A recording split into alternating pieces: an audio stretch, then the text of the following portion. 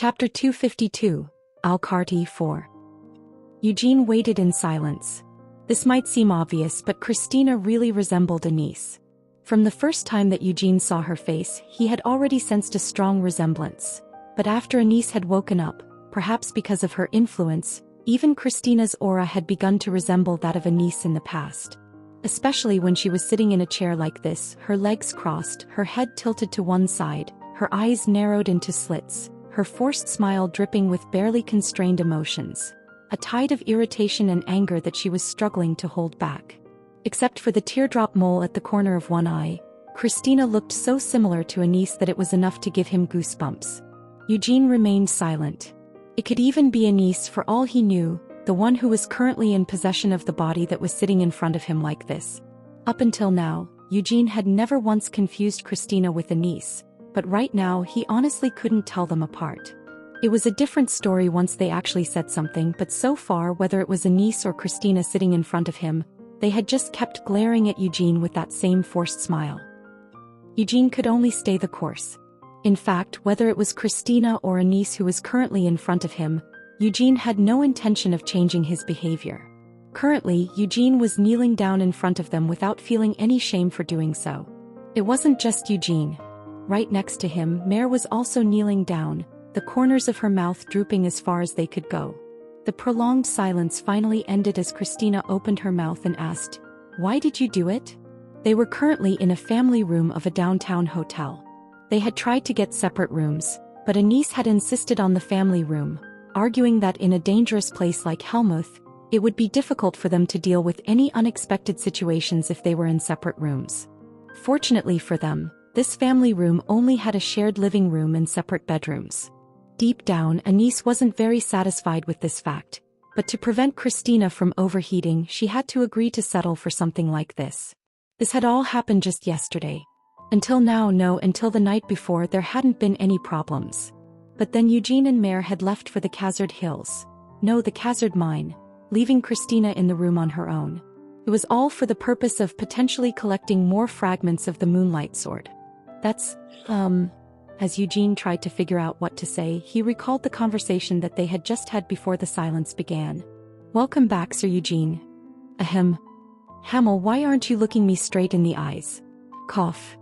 You look too clean for a trip to a mine. Your skin, your hair, and even the coat you're wearing look clean and fresh.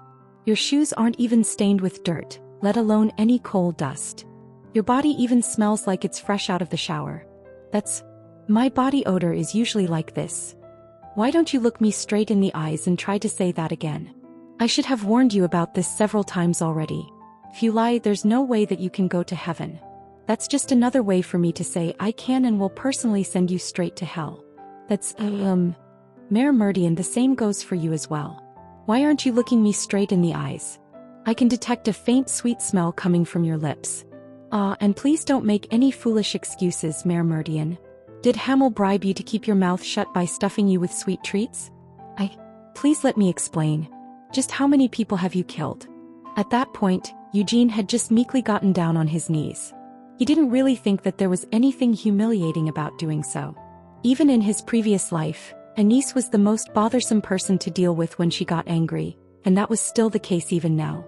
Even someone like Sienna would just pout pitifully and fall to her knees when Anise got angry. Hesitantly, Eugene tried to defend himself. "I've already said this before, but I really couldn't help it." When he had tried to explain himself earlier, Anise hadn't bothered to listen to their story until the end and had just dragged them inside. Then Christina had kept looking at Eugene with that forced smile. Up until now, Eugene had thought that Christina was gentler than Anise. In fact, when the two of them went to the Samar rainforest together, Eugene had been able to use that fact to tease Christina several times. As far as he could see now, however, what had been back then was just back then, and what was now was now.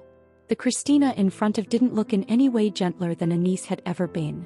Eugene began retelling his story. "So we succeeded in seeing through the spell at the entrance and successfully managed to enter the tunnel, right?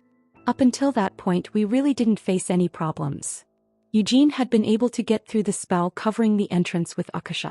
Since the dark power of demon folk was destructive at its core, it was impossible to use it to create various different phenomena like ordinary magic could. So black magic had to follow the same framework as ordinary magic, but instead used a mixture of mana and dark power to fuel its spells. In other words, black magic was also just a different type of magic in the end. It had various limitations compared to ordinary magic, and it was a bit more complicated, but depending on the skill of the caster, it wasn't impossible to interfere with a black wizard's spells. And in terms of skills, as someone who had created a signature which could be considered a symbol of all archwizards, there was no way that Eugene's skills would be lacking. Ahem. Mare, who was kneeling right beside him, cleared her throat to draw attention to herself. I did get quite a bit of help from Mare, Eugene admitted. Eugene clearly acknowledged these facts. However, he still felt that the fact Mare had enough trust in him to lend her help, the fact that he was able to handle Akasha freely, and the fact that he was able to successfully interfere with the barrier spell under all these conditions should still be considered as being part of his own skill set. Sometimes you can really be disgusting, Sir Eugene, Mare complained. Shut up, Eugene growled in response. Why have you two started arguing on your own? That is not what you should be talking about right now, Sir Eugene, Christina said, her eyes flashing dangerously. Mare, who had subtly shifted her legs so that she was lying down on one side, was startled by this gaze and quickly straightened her posture. Well, after that a problem occurred, Eugene continued. They got through the barrier spell at the entrance to the mine. That kind of spell would never be there just like that by itself. It was inevitable that a series of spells would be laid out in front of them, but from his experience in his previous life, Eugene was accustomed to breaking through dungeons lined with such spells even back when he hadn't learned any magic.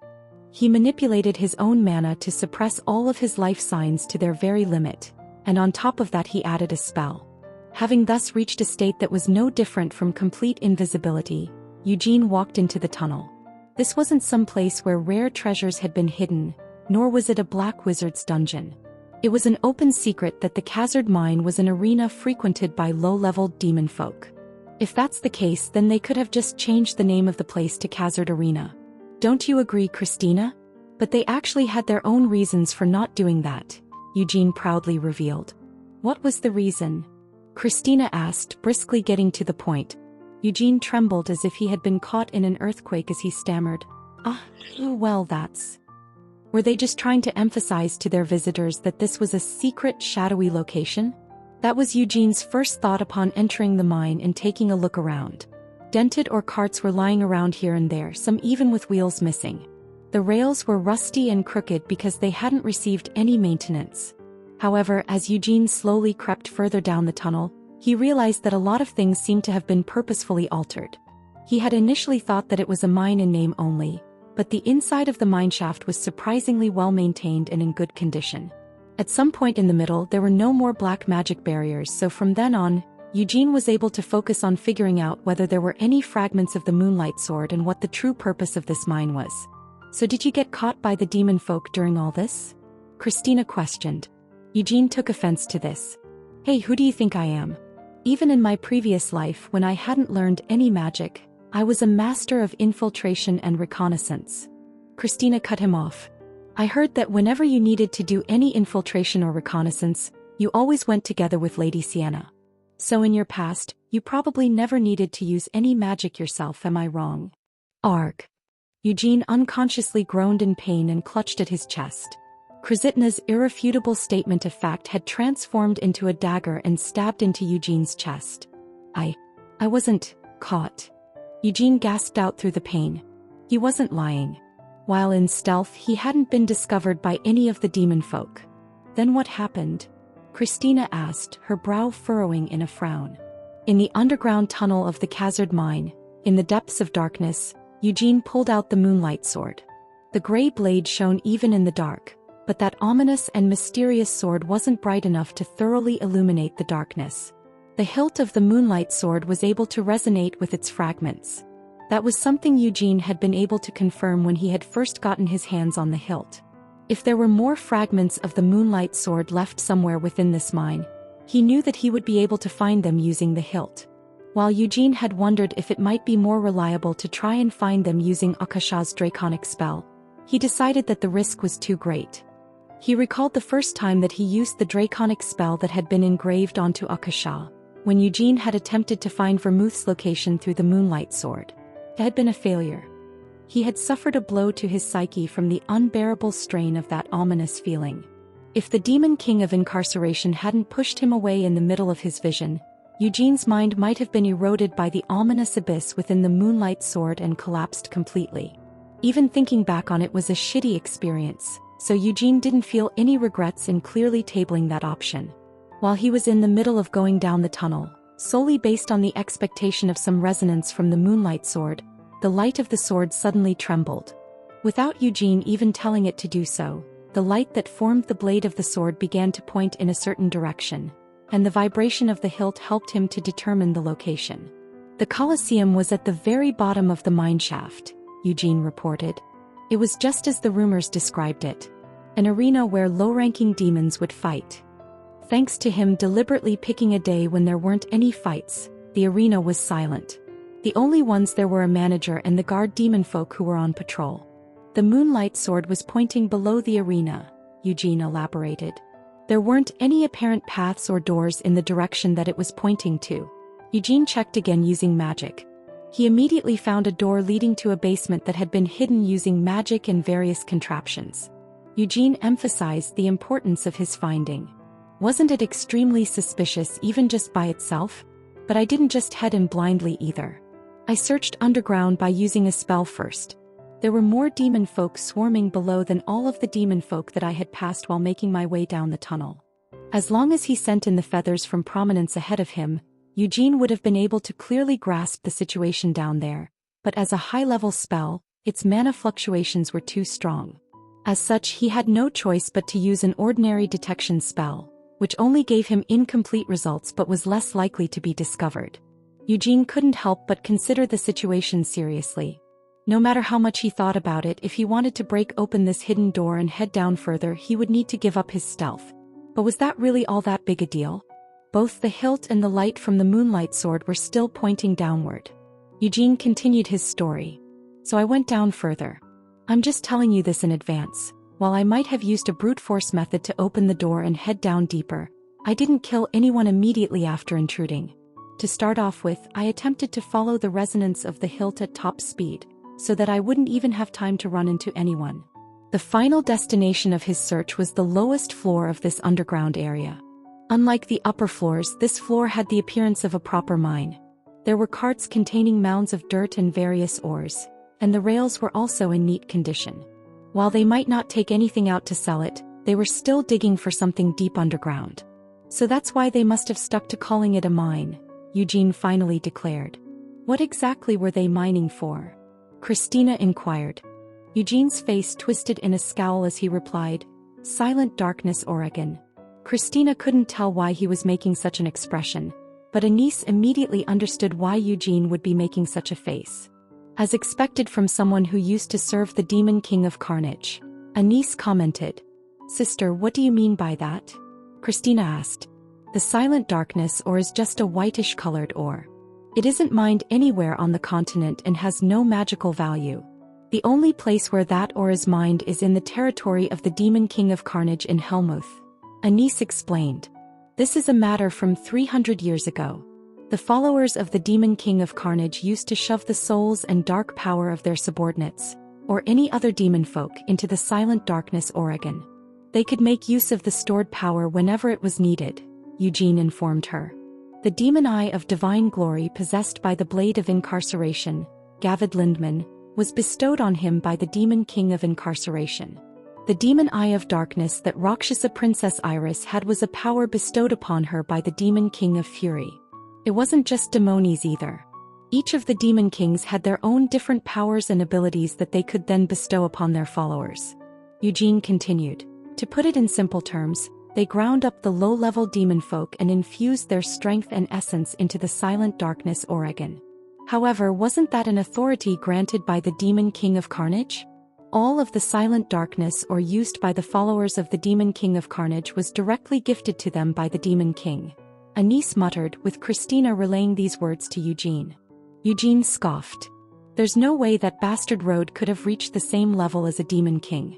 He was just lurking underground, hoarding a lot of the Silent Darkness ore and getting up to all sorts of nonsense. It seems that he was secretly dragging the low-class demon folk who were defeated in the area into his secret mine below so that they could dig up more of the silent darkness ore for him. Those who proved rebellious were ground up and chopped into pieces while he tried to somehow imitate his deceased master's ability. Is that just your speculation? Christina asked as she narrowed her eyes in suspicion. Unable to reply, Eugene averted her gaze. Christina rose up from her seat. She strode over and stopped right where Eugene was staring. At this move, Eugene quickly turned his head to the side. Christina's steps followed along with the movement of his head. Eugene tried to turn his head once more, only for Christina to outright grab Eugene's cheeks with both hands. "Sir Eugene, please look me in my eyes when you're talking to me," Christina requested. Reluctantly, Eugene confessed, while after tearing off both his legs he started to cry and spilled everything out. "Did you really just tear off his legs?" Christina pressed. "Hold on, it feels like you see me as some kind of madman who will lash out at someone just because they meet my eyes, but you should listen to me first before you come to some kind of misunderstanding." "I really wasn't going to do anything," Eugene protested. This wasn't just an excuse, it was the truth. He had discovered huge piles of the silent darkness ore in a facility that didn't appear to have anything to do with mining. Some of the equipment there did remind him of the Fount of Light, and that had indeed made Eugene feel very uncomfortable. Even so, Eugene hadn't gone on a rampage. Whether it was dozens or even hundreds of demon folk being ground up and chopped into pieces, it didn't matter to Eugene. He intended to focus on his sole purpose of recovering the fragments of the Moonlight Sword. However, what else was he supposed to do if he ran right into them? At the bottom of the underground mine, the excavated soil and miscellaneous minerals had been piled up in large mounds within a huge underground cavity, the center of which was filled with crude magic circles that had been overlaid to appear complex. Eugene had wondered what Rode Lonick had been up to over the past 300 years. Now that he was seeing this, had Rode belatedly decided to learn some magic?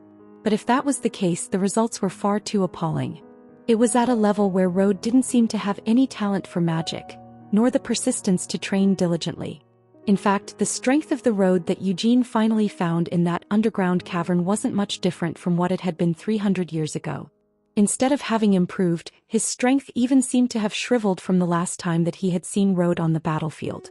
Eugene recalled, "When I found him underground, he was squeezing the blood out of the corpse of a low-level demon folk." Christina hesitated. "When you say squeezed, what do you mean exactly?" Instead of replying, Eugene raised both hands up and twisted them in the air like he was wringing out a rag. Christina's lips twitched in disbelief, but Rode really had been wringing out low-level demon folk like rags and pouring their blood onto a pile of silent darkness ore. The fragments of the Moonlight Sword were buried in a crevice filled with silt and other minerals. Not much was actually known about Vermouth's Moonlight Sword. There was nothing about it in any of the historical records, which was nothing strange. After all, it was a weapon that hadn't been used outside of the most important battles, so most opponents who had seen the Moonlight Sword were dead.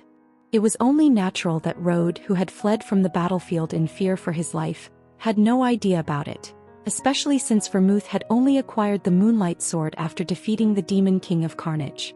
Eugene revealed his presence and tried to quickly retrieve the fragments of the Moonlight Sword.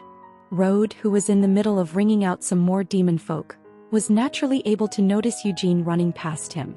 Naturally, he had been shocked. How could a human randomly end up in that place? In Helmuth, it wasn't against the law for a demon folk to kill another demon folk. But that said, everything that Rode was getting up to down here wasn't anything to be proud about.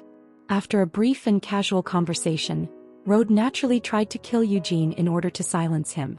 Helmuth's laws were merciful to humans, but that didn't mean they one-sidedly sheltered and protected humanity.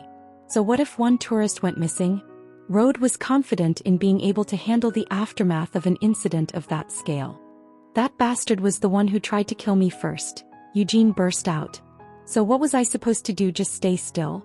If you really look at it, this is a case of self-defense. So if we could all just pretend that nothing even happened and move on from this, that might be for the best." Christina cut him short. "Please don't say such nonsense." Sulkily, Eugene resumed his argument. "In any case, it was Rode who tried to kill me first. I didn't want to die, so I resisted." Rode's hands were reaching out to grab him, so Eugene took care of them first by cutting said hands off at the wrists. Rode backed off in a panic. His severed wrists began to regenerate, only for Eugene to slice them off again a little further down from the line of regeneration. Repeating this process, he pared Rode's arms down with hundreds of slices. In a battle against demon folk who were skilled in regenerating their bodies, the most effective and efficient way to attack was to shatter their minds. Continuous pain that included slight changes with every repetition showed the best effect when it came to breaking their spirits. That was why Eugene just kept slicing. Rode tried to run away, but Eugene refused to let him. After slicing one arm down just past the point of regeneration, Eugene did the same with the other arm before alternating once more. Even a Demnafolk's ability to regenerate wasn't unlimited. Once their minds were shaken by continuous pain, it would slow down their regeneration. Also, the process of regeneration naturally consumed mana. So once all of their mana was consumed, it was no longer possible for them to regenerate. In other words, by slicing enough bits of his arms, Eugene could render Rode unable to regenerate any longer. Eugene had then torn off the fallen Rode's legs. There wasn't really any need to, as Rode wasn't in any state to escape, but Eugene just tore them off anyway. Rode must have also realized that Eugene had torn his legs without any particular reason, as from then on he eagerly answered all of Eugene's questions. I asked him why he was doing this, and he said it was to get revenge on Noir Giabella, Eugene relayed. Huh? Christina grunted questioningly. Why had the name of the Queen of the Night Demons popped up here? Both Christina and Anise felt rather puzzled. Back then, Eugene had also felt the same sense of bewilderment. Thinking that it was some made-up nonsense, Eugene had slapped Rode a couple of times for good measure. Then, while shedding tears of sorrow, Rode explained the reason why he was looking for revenge on her. After the war ended 300 years ago, 3 of the demon kings may have died, but some of their retinue still survived. However, most suffered a decline in fortune. A lot of the remaining followers of the deceased demon kings lost themselves to pleasure over the following long years, eventually falling into decrepitude and collapsing, never to rise again. This was all due to the Queen of the Night Demons, Noir Giabella. Rode lost 100 years in vain after being caught in the dreams of the high-level night demons who came to him and offered him comfort. Most of the power that he had once boasted back when he had been in his prime had been lost during that period when reality and his dreams seemed to have gotten all mixed up. At the very least, Rode ended up with one of the better outcomes. Amongst the other servants of the fallen demon kings, there were many who were forced to pledge allegiance to Noir Giabella, and had their souls taken as collateral. After draining most of his strength and life force, the night demons threw Rode away. It took him decades to complete his rehabilitation after becoming a cripple, and well over 100 years just to rebuild some strength. However, no matter how hard he worked, it seemed like it would be impossible for him to try and defeat the Queen of the Night Demons through force. So Rode instead tried to reproduce one of the authorities of the late Demon King whom he had once served. Of course, that was also a failure.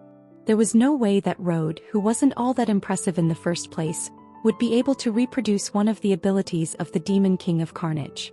Eugene continued, setting Rode aside for the moment. I went to retrieve the fragments, but, while reabsorbing the fragments, something unexpected occurred.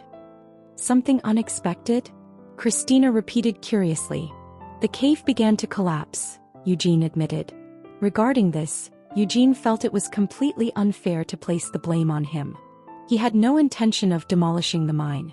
He had only planned on killing Rode and casually making his escape. Unfortunately, as the fragments were recombining, their power momentarily went out of control. Once it had begun, Eugene couldn't do anything about the collapse, so he didn't even bother to try and stop it. Instead, he decided it would be better off to just bury everything cleanly. Eugene annihilated Rode with a swing of the Moonlight Sword. Then, before the tunnel could completely collapse, he managed to escape outside. His whole body was covered in dirt, so Eugene washed the dust off with magic. Mare then made a fuss about what they were supposed to do given the events that had just transpired. She also conveniently recalled a high-class dessert being sold in the cafe on the first floor of their hotel that she had been eyeing. Thus, after feeding Mare some sweets to seal her mouth, they returned to their hotel room. And now they were here, kneeling in front of Christina and Anise. It's fine as long as he managed to retrieve the fragments of the Moonlight Sword, Anise eventually conceded. Christina hesitated. But, sister. It might have been dangerous and reckless, but but compared to the recovery of the fragments of the Moonlight Sword, it was just barely worth it. Anise decided after some serious consideration. Had Eugene's retrieval failed, then she would have also gladly agreed to raise their flail in punishment. However, since his retrieval had been successful, Anise no longer had any desire to scold Eugene, so she returned full control of their body back to Christina. Ahem. Christina also carefully sorted through her feelings. At first she had been just as enraged as Anise. This was the Devildom of Helmuth. It might be an empire with incredible levels of civilization, but this was still enemy territory for both Eugene and Christina. As such, they needed to be cautious with each action that they took, so Eugene's behavior had been far too reckless. "I'm begging you," Christina said after a long sigh as she allowed Eugene to get up. "Please don't make me worry so much."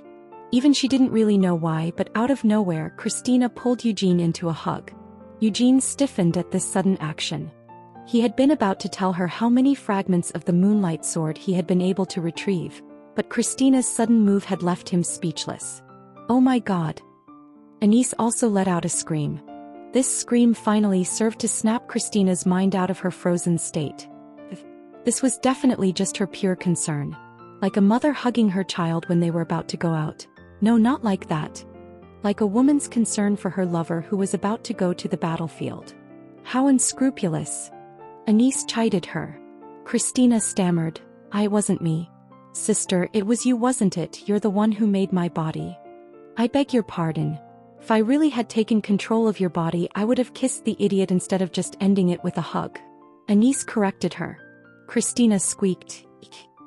The words echoing inside of Christina's head were so cheeky that she hurriedly let go of Eugene.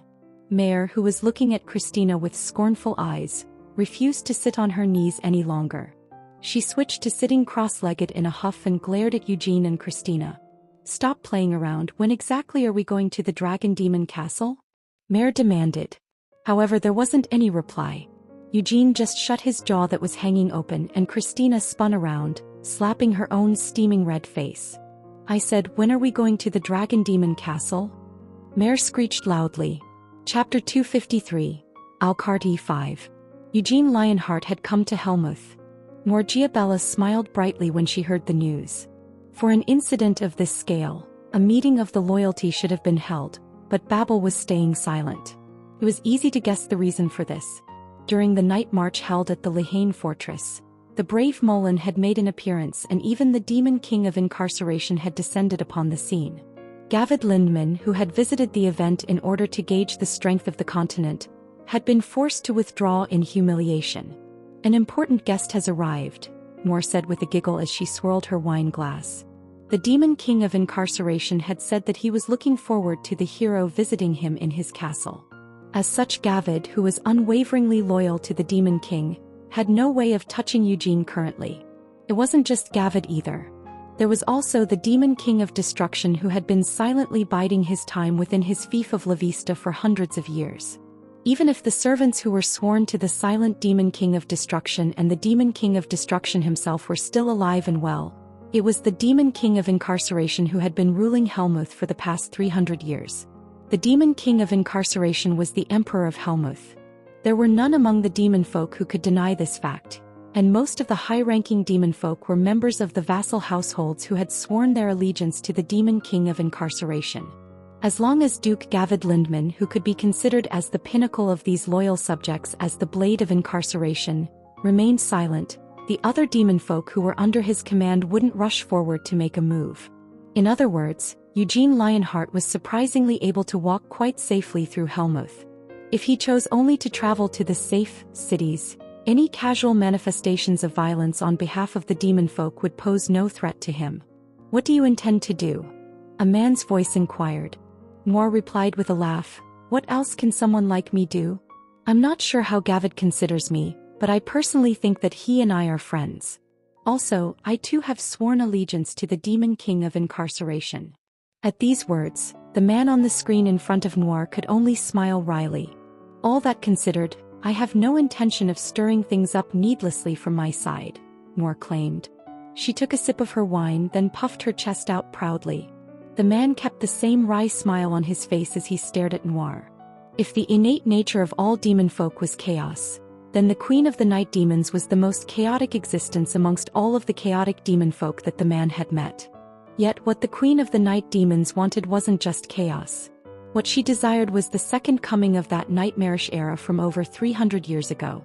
While she said that she had no intention of being the first to provoke Eugene, if it was what she had to do in order to further her goals, then she would be sure to step in without any hesitation. Rather, the question was, would she move against Eugene Lionheart? No, that sort of action didn't suit the nature of the Queen of the Night Demons. Given the situation she was in, she would much rather provide some help to Eugene rather than hurt him. This was the hero who had been recognized by the Holy Sword, the descendant of the Great Vermouth. And that wasn't even all there was to him. Eugene Lionheart held an intense hatred for all demon folk, a hatred that stemmed from his very soul. Thus he was clearly destined to become an enemy of the demon folk, and with his innate talents, background, and rapidly accumulating strength, he was steadily growing closer to being able to aim for the neck of the Demon King. That was why the Queen of the Night Demons held such high hopes for Eugene Lionheart. She actually wished for him to become the spark for a war that would finally break these 300 years of peace. She sincerely hoped that he would someday challenge the Demon King of incarceration. Once that was achieved, they would be able to once again wage war against the hero, an existence comparable to Vermouth, and they would finally be able to fight once more. Ha ha ha. Noir laughed and her body shuddered in ecstasy just from imagining it. He could even die in such a war. But would she really? Just the thought of it alone was amusing. Noir had the demon eye of fantasy, which had the power to replace reality with her dreams. The dreams that the Queen of the Night Demons could create were sophisticated enough to be indistinguishable from reality, so she could perfectly realize all of her desires even if she couldn't obtain them in reality. However, there was one dream that not even Noir Giabella could recreate. Despite her countless attempts up until now, Noir had never been able to play out the scene of her own death within her dreams. It was very simple of her to show someone else a dream that would lead to their death, but Noir couldn't create such a death dream for herself. Noir herself knew the reason for this. It was because she found it impossible to imagine her own death. Would it be a sleep from which she would never wake up? Or perhaps it would be agony intense enough to tear her soul into shreds. Would there be just an empty void waiting for her? Noir had tried several things. She had even summoned the souls of those who had already died and questioned them on their deaths. However, Noir had still failed to picture her own death within her dreams. This was only natural. When you died, everything would come to a true, unquestionable end. So in a dream controlled by herself, which guaranteed that she would someday wake up from it, how could it even be possible for Noir to create such an end? She was the master of the demon eye of fantasy, which enabled her to replace reality with dreams of her own creation. But in the end, her own death was an unimaginable scene that she couldn't even dream of. Ah! Noir suddenly gasped in recollection. No, there is one thing that ever so slightly disappointed me. It's about the other day when I personally, well, no, not personally, but when I met him in the snowfield. Did you know? I even gave him a special coin and I invited him to come and visit my Giabella city. He must have thrown it away, the man instantly surmised. That's exactly what happened. He really just threw it away right on the spot as soon as he received it. Wasn't that just going too far? After all, I was honestly hoping that he would stop by at least once, Noir said with a pout. He shouldn't have any real reason to go there, would he? The man pointed out. But he doesn't have any reason not to go there, Noir objected. You might not know this, but my Giabella city has been overcrowded with people ever since the first day it was opened. All of the rooms in our accommodations are always sold out, and there are days-long waiting lines to enter even the most low-class casinos and other types of stores. It's so crowded that they're even having to impose traffic control. Congratulations, the man said, his voice filled with sincerity.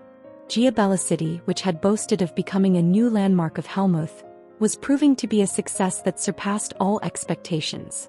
Well, it was only natural for it to succeed. The person in charge of the whole city's construction was the Queen of the Night Demons, who was not only a perfectly bewitching existence, but also had a shocking talent for this kind of business. Even if the entertainment provided by the city fell short of expectations, Noir Giabella still had the demon eye of fantasy on top of that.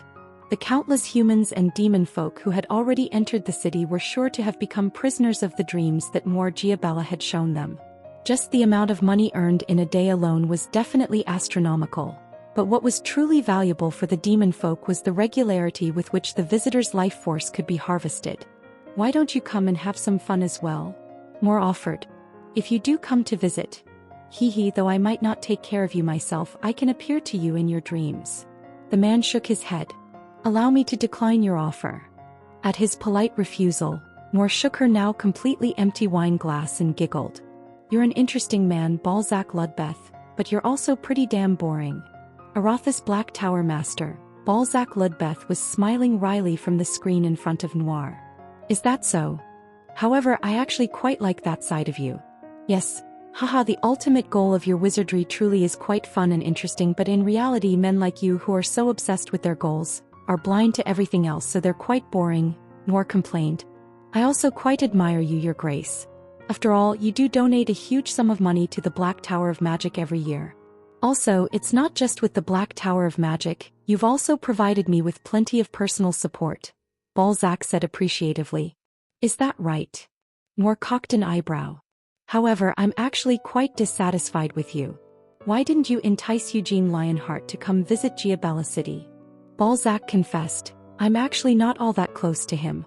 Sir Eugene in fact rather dislikes me.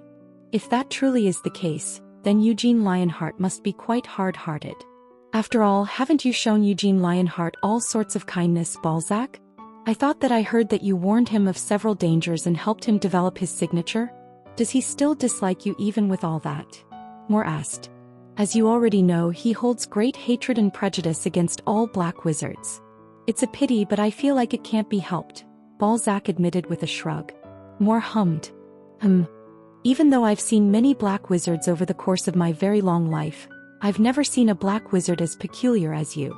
If you knew you were going to be on the receiving end of all this hatred, why didn't you just sell information about Eugene Lionheart from the very start?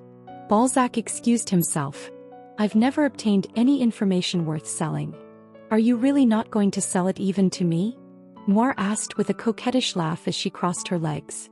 No chance, Balzac replied without any hesitation. Noir was actually very pleased with this answer. You really are a freak, Balzac. Well, if you were just a wizard, then you would be just another guy, but since you're a black wizard, you're pretty damn unusual. That's why you're so interesting, Noir complimented him. She tilted her head and chuckled. Balzac Ludbeth, Edmund Codrith and Amelia Merwin. These three black wizards were called the Three Mages of Incarceration. The Demon King of Incarceration had signed the same contract with each of these three black wizards, but the power held by each of them was a different matter altogether. If one simply looked at them in terms of strength, then Amelia Merwin, who had lived for over 200 years, was undoubtedly at the top. Edmund Codrith, who had been bestowed with Vladimir, was at the top in terms of his capabilities as a black wizard. So, what about Balzac Ludbeth? There wasn't really anything that particularly stood out about him. Although he was known to be a genius in magic, to the extent that he had once been considered for the position of Tower Master of the Blue Tower of Magic, when compared to Amelia or Edmund, Balzac didn't really have any advantages. Nevertheless, the Demon King of Incarceration had signed a contract with Balzac Ludbeth. In addition, Noor Giabella also supported him. The Demon King of Incarceration's true intentions for signing Balzac were unknown, but Noir was amused by Balzac's aspirations. Since that's the case, allow me to tell you something that you will be interested in. Edmund Codrith left for Samar 10 days ago, Noir informed him. As expected, Balzac muttered. You know of them as well, right? Among the tribes of Samar, were they called the Cochilla? The ones who are humans but eat their own kind and act like demon folk. The tribe that Edmund has been dealing with. He said that he would be going to Samar for something to do with them. Noor stopped speaking for a few moments and her eyes widened, her face taking on an innocent expression. He didn't tell me his exact reasons. Well, not that I ever asked him for them. Balzac, do you know why Edmund is going to Samar? What a nasty question to ask. After all, you already know the answer to that, Balzac accused her. Noor didn't deny it. I have no intention of stopping him. The same goes for Gavid and probably even the Demon King of Incarceration as well. Although we don't know what exactly Edmund might be planning to do there, he'll probably succeed in it. If he didn't have the confidence to succeed, a prudent black wizard like him wouldn't have gone there in the first place. That should probably be the case, Balzac replied calmly. Moore was curious as to the basis for Balzac's calmness. However, she didn't pursue any details. Rather than knowing what would happen in advance, it was definitely more enjoyable for her to maintain a certain degree of ignorance and receive a surprise. "My body is itching," Moore muttered in a low voice as her toes curled giddily. The itching sensation rose from her toes and caused her chest to pound in excitement. "Hey Balzac, I'm currently considering something," Moore idly mentioned. "What could you be considering?" Balzac politely inquired. "I'm just saying, aren't I the queen of the night demons? That means I have countless night demons serving under me. I'm also a Duke of Helmuth, the Lord of Van Iris, the Master of the Black Duskwoods, and now the Mayor of Giabella City." Moore listed her titles. Balzac nodded. "Yes, I know all that. So wouldn't it be inappropriate of me to move without an entourage?" "One? However, since I'm used to moving around without a large entourage, shouldn't it be all right for me to move around as I please? Who would dare to judge you for doing what you want to do, Your Grace?" "It's about Eugene Lionheart." Moire's voice lowered as she said his name. Shooting glances at Balzac like a shy little girl, she continued speaking in that same low voice. "This is against the rules, but let me just tell you a secret. Do you want to know what I discovered about Eugene Lionheart's use of the warp gates today?" "What's with that silence?" Moore demanded. "I am a Duke of Helmuth. It's all right for me to bend the rules a little, no? In any case, I took a look. He arrived at the Mal-Era Fief today. Do you know where that is?" Balzac paused. "The Mal-Era Fief? Yes, I do know it. It's in the southwest of Helmuth. It's right next to Carabloom," Moore clarified. Carabloom was the fief ruled by the black dragon Rhyzakia. The dragon demon castle floated in the skies above the fief. Balzac forgot to respond for the moment as he searched his memories. He couldn't understand why Eugene Lionheart had arrived at the Mal-Era Fief. "It seems you don't know the reason either?" Moore assessed. Balzac admitted, "That's right. I have a slight hunch, but since I haven't heard Eugene's intentions from him personally, I can't be sure. That's why I'm so curious. That's also why I keep considering my earlier question," Moore said as her smile changed. Her expression no longer had the shyness of a bashful girl. Instead, it was the wicked grin of a rascal who had discovered the opportunity for a funny prank. "The master of the Dragon Demon Castle has already changed, but that fact hasn't been announced to the world. That's why the Dragon Demon Castle, Carabloom, and all the laws set by that damned Rhyzakia have remained as they are," Moore grumbled. Rhyzakia was a terrible hater of all humans. It wasn't just the Dragon Demon Castle. Humans weren't even allowed to cross the borders of the Carabloom territory. If Eugene Lionheart is going to Carabloom, does that mean he wants to enter the Dragon Demon Castle? If so, then I should be able to help with that. If I were to make a move, I could send Eugene Lionheart into the Dragon Demon Castle very easily," Moore mused. "If it's your grace, then it's certainly possible. However, there's no real need for you to provide any assistance, is there? As far as I'm aware, the atmosphere in Carabloom has been rather unusual as of late. The Mal-Era Fief wasn't the only territory next to Carabloom, where the Dragon Demon Castle was situated. The lord of the nearby Rule Fief, Count Carad, was from the giant demon line, and although he was young, he was a talented and strong nobleman. In recent years, Count Crad had been in a feud with the Dragon Demon Castle, which had been keeping silent for hundreds of years.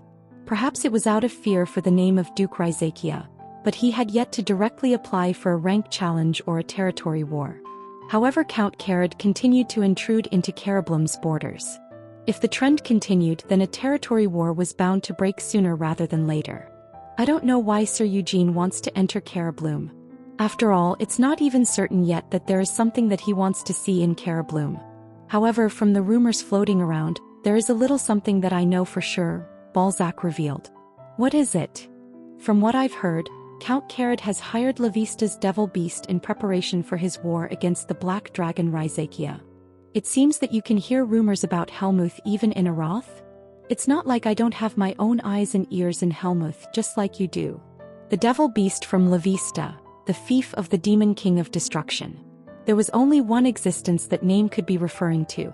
300 years ago, there were 4 demon folk who were called the Children of Fury. Among them, alongside the leader of the Dark Elves, the Rakshasa Princess Iris, was the depraved Oberon who ruled over his pack of beast folk as the Alpha Predator. the sinner who ripped Oberon's throat and killed him, the predator who had succeeded Oberon to become the new leader of his pack of beast folk, was the one and only Jagan. Other demon folk wouldn't want to face the uncertain risk of fighting with Raizakia, but Jagan, he's just a beast without any ability to reason. I don't know how much Count Karad needed to pay to hire him, but Jagan has to be the strongest amongst all the forces that can be recruited for money within Helmuth, Noir recalled. There are also a few other rumors. They say that the Black Dragon is dealing with a huge personal problem. He might even be dying.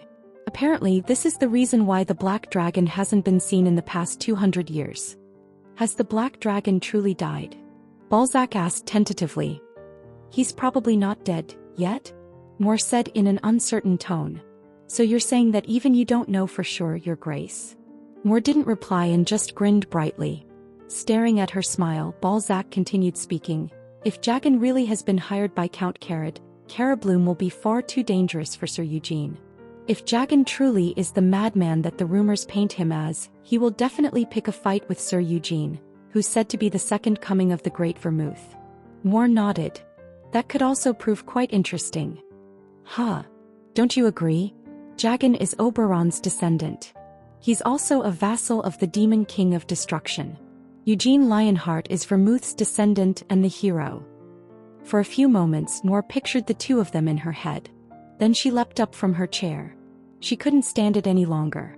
I want to go see Eugene Lionheart, Noir declared. Even if he disagrees, I'm sending him to the Dragon Demon Castle. Huh. Balzac repeated himself. Noir said optimistically, perhaps this opportunity might even spark off a friendship between Eugene Lionheart and myself. I'm helping him after all. In that case, wouldn't it be possible for me to request an immature dragon heart in exchange for my help? Also, I could make these small buds of friendship eventually blossom into love, leading to the forbidden love between a hero and a demon folk. That's also quite nice in its immorality. Balzac picked up on something she had mentioned. Did you just say an immature dragon heart? Ah, that was meant to be a secret.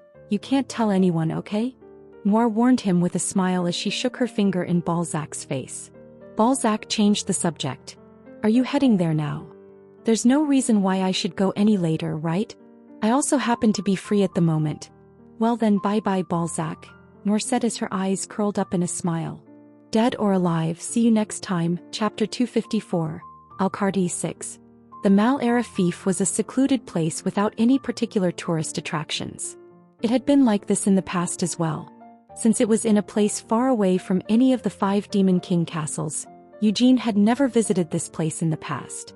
Leaning on the railing of the hotel terrace, Eugene looked down at the street with idle eyes. He suddenly felt that the world really had gotten a lot better. He was staring down at the street from dozens of floors above. The black road had dark power cables running beneath it. The paved road had been made using a special material with a high conductivity for dark power. On a road like this, various dark power vehicles were racing along at high speeds. Unlike yesterday when it rained, the sky today will be very clear and blue. It will be warm during the day, but please be careful of temperature variations. A bit past noon, you should be able to see the view of the Dragon Demon Castle passing through the sky to our east. The weather forecast was being broadcast from a screen in the living room. Even in the magic kingdom of Aroth, magic wasn't as thoroughly blended into daily life as it was in Helmuth. Though now that he'd become used to it, it wasn't all that surprising. 300 years ago, it would have taken 5 years just to travel this far, Eugene thought. They hadn't had anything like a warp gate, and of course there hadn't been any dark power vehicles either. Ordinary horses weren't very useful for traveling through these lands because of their fear of demonic beasts, and only trained war horses were calm enough to be used as mounts. There had also been many demonic beasts and demon folk who were blocking the way forward back then. In this day and age there weren't any issues like that. Were there still demonic beasts? They had seen a few of them while traveling. In the vast grain fields of Helmuth, Eugene had spotted giant demonic beasts plowing out new fields, and he had also seen a few being used as exotic vehicles, much like the new dark power cars. Even the street cleaning done in the deserted hours of the morning was done by demonic beasts. Can you see it? Christina asked as she emerged from the room and walked out onto the terrace. It was currently a little past noon. Not yet, Eugene replied. Raizakia's dragon demon castle flew through the sky and didn't move at a particularly high speed. On days when the weather was clear and visibility was good, people could see the dragon demon castle flying around. About 10 minutes later, Mare let out an exclamation, "Ah!" From over in the distant skies, she had spotted something approaching. It was the dragon demon castle. This castle was different from Helmuth's high-rises, and it was also different from the castles found in the other countries on the continent. After the war had ended, Raizakia, who possessed a strong desire to show off, wanted to make clear his own uniqueness and distinction from Helmuth's other demon folk. So right from the start, the fact that the dragon demon castle was even capable of flying through the sky was all because of Raizakia's desire to show off and his elitism. The dwarves enslaved by Raizakia had done their best to satisfy their master's desires. The castle was built by selecting an architectural standard that wasn't used by any country in the present era. It dated all the way back to an ancient civilization that had collapsed a long time ago. The distance between them and the castle was not close by any means, but in Eugene and Christina's eyes, they could see Dragon Demon Castle as if it was up close. Christina, her brow furrowed in worry, glanced over to the focused Eugene. "What do you think?" By now, Eugene had taken out Akasha so that he could examine the wards of the Dragon Demon Castle. "It will be difficult to infiltrate," Eugene gave his honest observation. Although it was too far away for him to see through all the different layers of magic, even at this distance, Eugene could examine the barrier surrounding the Dragon Demon Castle. The barrier wasn't just made with magic alone either. Since the Dragon Demon Castle presented an enormous and obvious target with how it floated through the sky, it was only natural that they had prepared a physical barrier to ensure their own safety. Even without Raizakia, the spells are still being refreshed. It shouldn't be enough to maintain and repair the barrier with just the mana that they can absorb through the air. In the middle of his considerations, Eugene immediately came to a conclusion. As expected, it was clear that Raizakia's hatchling had to be in this castle. It was probably still young, but even a young dragon was still a dragon. The level of its draconic incantations and other magic was likely still low, but maintaining the barrier was not impossible even with just the strength of its dragon heart. Like we thought, infiltration will be difficult. Although it was true that Eugene was an exceptional wizard, it was impossible for him to slip through a barrier that had been constructed by using a draconic spell. However, while infiltrating might be impossible, breaking in was still a viable option. If he first destroyed the Dragon Demon's castle barrier, he could then just charge right on in. But even thinking to himself, Eugene had to admit that was being too reckless. The collapse of the Khazard mine hadn't managed to draw any attention to Eugene. It was partly because what had been going down in those underground caverns wasn't something that could be publicized. It was also because the owner of the mine, Rodlonic, had been, to put it in vulgar terms, used as a scapegoat. On top of that, the arena wasn't a place where any humans or tourists would have reason to go. The demon folk who came and went there were those that belonged to the lowest of all demon folk classes, and the demon folk that were in the mine at that time ended up literally being squeezed into paste. Since the mine collapsed cleanly, burying everything in it deep below, it somewhat made sense that there was no sign of anyone investigating things. However, there was no way that Eugene would have the same luck when infiltrating the Demon Dragon Castle. Regardless of Raizakia's current status, he was still one of Helmuth's 3 dukes. Invading the Dragon Demon Castle was a challenge to the prestige of all the dukes, so it wasn't something that could be done lightly. Though in fact Eugene's intended purpose was precisely to challenge a duke's authority. Well, even if that's the case, to invade the Dragon Demon Castle when we don't have any idea of who Raizakia's bastard even is. Eugene shook his head as his thoughts grew distressed. No matter how long he kept glaring at the Demon Dragon Castle from here, he wouldn't be able to find an answer. For now he would first need to infiltrate Carabloom, the fief below. Bring. Eugene's thoughts halted for a moment as he turned to look behind him.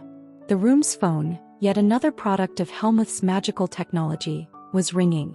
Eugene was about to go and pick it up himself, but Mare, who was standing beside him, hurriedly skipped over to pick up the phone. "Hello? Yes?"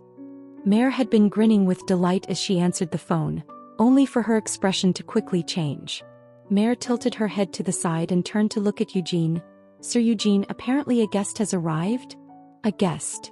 Eugene repeated. "Why would someone come looking for me here?" "Ask who it is." There was no way that someone would come looking for Eugene in Helmuth of all places. Mare nodded her head at Eugene's instructions and held the phone to her ear once more, only to report, "They've hung up."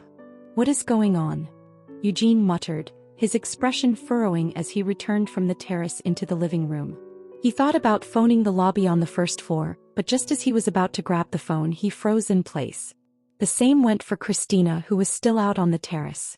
The room's door, which should have been tightly closed, had suddenly been thrown open. Standing on the other side was Noir Giabella, who was wearing sunglasses and a mask. "It's because I'm famous," Noir said in explanation for her disguise. Beyond the dark lenses of her sunglasses, her eyes were curled up in a smile.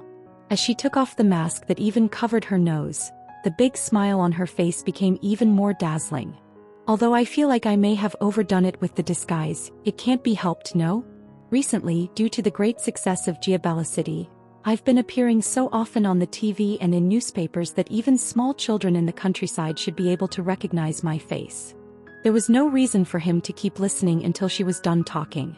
Eugene immediately drew the holy sword from his cloak and aimed it at Noir. He didn't try to charge in for a sudden surprise attack to slice open her throat as he had done before. This wasn't an opponent that such a surprise attack would work on, and the circumstances this time were different from when he had faced Gavid Lindman a while back. "Ah, how magnificent," Noir muttered as she looked at the holy sword with wistful eyes. When they had last met in the snowfields, Eugene hadn't pulled out the holy sword. Noir felt thrilled to be able to see the light from the holy sword for the first time in 300 years. Noir calmly commented, "Although it was impressive even when it was being held in Vermouth's hands, I think that the current holy sword seems even more magnificent. Do you know why that is? Because back then Vermouth's killing intent wasn't as blatant. After all, having slain 3 of the demon kings, Vermouth's killing intent had grown extremely faint. There was no way that Eugene wouldn't be aware of that fact. Vermouth was originally just that type of guy. It wasn't just his killing intent, that guy was someone with very little emotional expression in general. But what about when Noir said that Vermouth's killing intent hadn't been so blatant? The only reason she could say those words was precisely because she didn't know Vermouth all that well. When he needed it, Vermouth's killing intent was stronger and more glaring than anyone else's in the party. "What are your intentions? Why have you come here?" Eugene demanded. "Please don't be so naive, dear Eugene," Noir said in a soft tone. "Dear Eugene." Those words sent goosebumps rising across Eugene's whole body. A crazy burst of rampaging killing intent washed over Noir. Fwish. Noir's hair was blown backward. Her whole body went numb as if she had been electrocuted.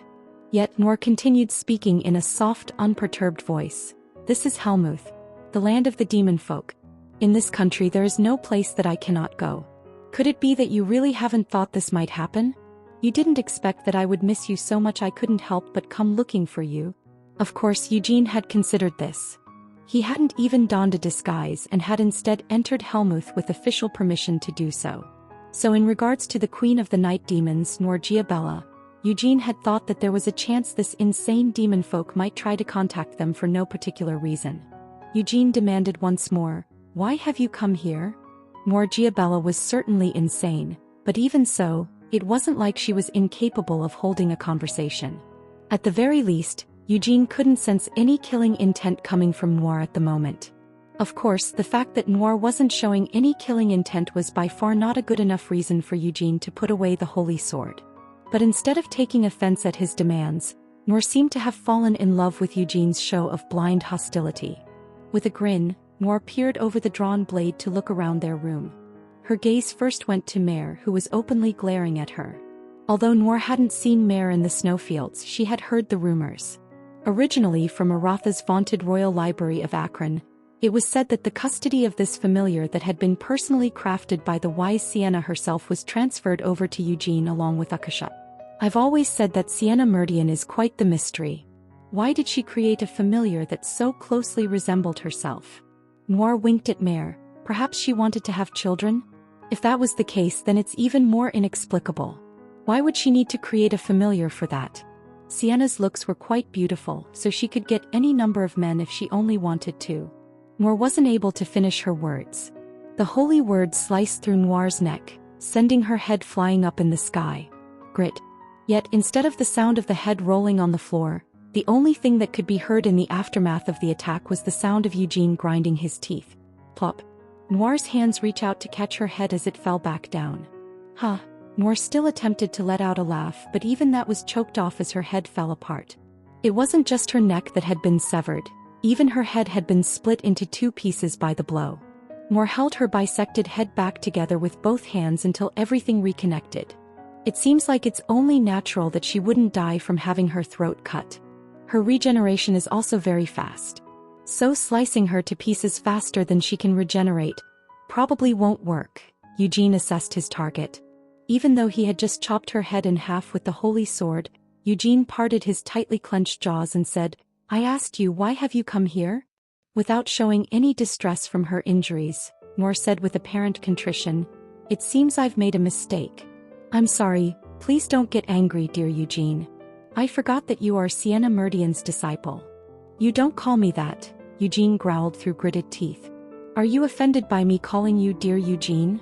"I don't know about anything else, but the way I address you at least is entirely up to me," Noir insisted. Eugene didn't want to discuss anything more to her. The door that Noir had willfully thrown open began to close by itself. Of course, Noir wouldn't just let the door close in front of her. She quickly raised a hand to stop the door, then thrust her head toward Eugene. "I'm not here to play pranks like I did last time," Noir quickly explained. "Really? I've come here in order to help you." Eugene coldly rejected her. "If you want to help me, then you can get out of my sight and just stay there until I come to kill you." "You really are saying such ridiculously selfish things with a calm face. When exactly are you going to come to kill me?" Noir asked, her eyes widening into circles as she stared at Eugene. Without saying anything more, Eugene immediately grabbed the doorknob in order to pull the door closed himself. As for Noir, she felt a strong sense of fate coming from Eugene's words. Thrusting the tip of her foot between the door and the frame to stop the door from closing, Noir grabbed Eugene's wrist. Or rather, she tried to grab onto him. Eugene naturally had no desire to be held by Noir. The moment that her fingers were about to close on his wrist, he instantly pulled his hand back. "Are you really going to kill me?"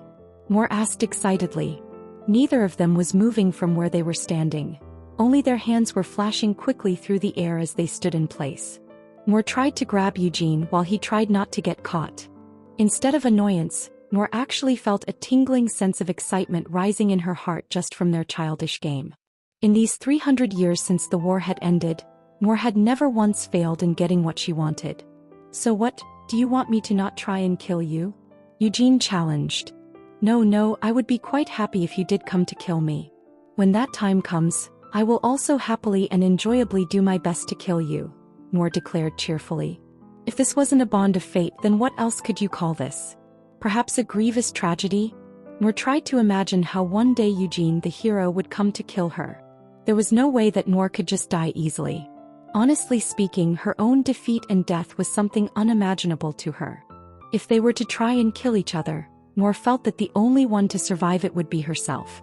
She would be left cradling the blood-stained Eugene, or else she might end up hugging his severed head in her arms.